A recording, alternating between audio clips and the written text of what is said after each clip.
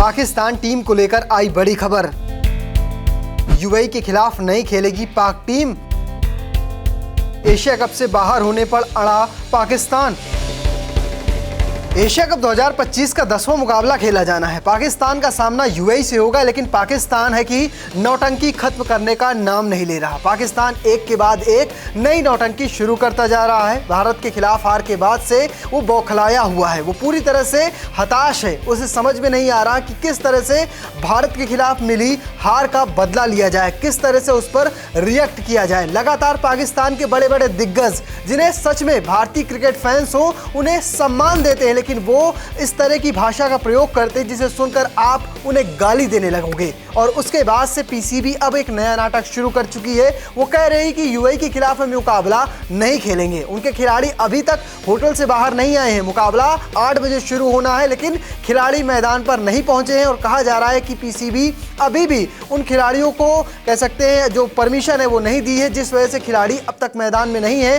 क्या सच में पाकिस्तान ये मुकाबला रद्द कर देगी? अगर रद्द करती है तो उसकी मांग क्या है और साथ साथ उसे कितना घाटा होगा, चलिए आपको विस्तार से समझाता हूं। विवाद की शुरुआत तब होती है जब भारतीय टीम बड़े आराम से पाकिस्तान को 14 सितंबर को मात देती है। उस मात देने के बाद सूर्य कुमार यादव और शिवम दुबे, जो भारतीय टीम के कप्तान है और साथ में ऑलराउंडर खिलाड़ी, मैदान से बाहर निकल जाते हैं और वो पाकिस्तानी खिलाड़ियों से हैंडशेक नहीं करते। इसके बाद से मामला गर्मा जाता है। जो उस मैच में रेफरी थे एंड्रू पाइक्रॉफ्ट, उन पर पाकिस्तान आरोप लगाता है कि एंड्रू पाइक्रॉफ्ट की वजह से ही पाकिस्तान के खिलाड़ी हाथ नहीं मिला पाए थे। उन्होंने हाथ मिलाने से सूर्य कुमार यादव को रोक दिया था। हालांकि इस बात पर कितनी सच्चाई है कोई कह नहीं सकता है। और इसी मांग को लेकर पीसीबी आईसीसी पहुंच गया था।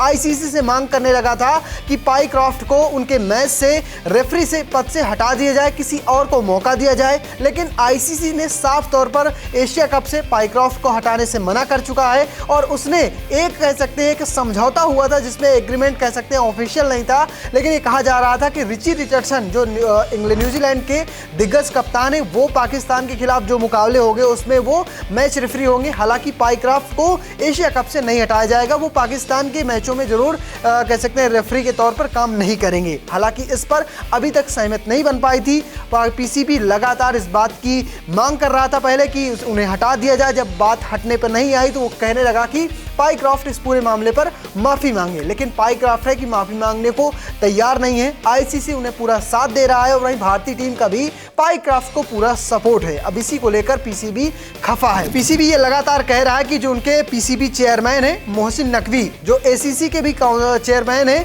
और उनकी वो बेइज्जती होगी अगर पाइक्रॉफ्ट माफी नहीं मांगते, क्योंकि मोहसिन नकवी ही लगातार इस बात को उठा रहे हैं कि पाइक्रॉफ्ट ने फेयर काम नहीं किया है, वो टीम इंडिया का सपोर्ट ज़्यादा किए और पाकिस्तान टीम को इस वजह से हाथ नहीं मिलाया गया। इस पूरे मामले को लेकर विवाद बढ़ता जा रहा है। अगर बात करें हम उनके नुकसान की तो कह सकते हैं कि पाकिस्तान को लगभग 1.6 मिलियन डॉलर का नुकसान होने जा रहा है, जो कह सकते हैं कि पाकिस्तान के लिए एक भारी भरकम रकम है। जिस तरह से वो छोटे छोटे पैसे या छोटी छोटी रकमों के लिए परेशान रहता है, अगर उसके हाथ से ये मौका जाता है तो कह सकते हैं कि आने वाले जो इंडिया के खिलाफ मुकाबले हैं या दूसरी टीमों के खिलाफ मुकाबले हैं, उसमें जो उसे फीस मिलने वाली थी वो नहीं मिलेगी। और कह सकते हैं ये पाकिस्तान के लिए एक बड़ा झटका होगा। तो फिलहाल आप कैसे देखते हैं पाकिस्तान के इस कायराने फैसले को? कमेंट बॉक्स में लिखना और पेज को फॉलो करना, चैनल को सब्सक्राइब करना बिल्कुल मत भूलना। धन्यवाद।